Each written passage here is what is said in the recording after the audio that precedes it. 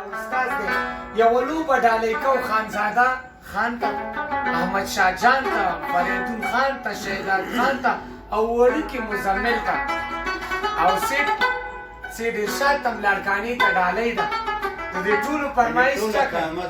او د خیر سره او د دې فرمایش خاص احمد شاه جان کړی او ډالۍ د ټولو ته د مفدود صاحب یو ښایسته سندره او یو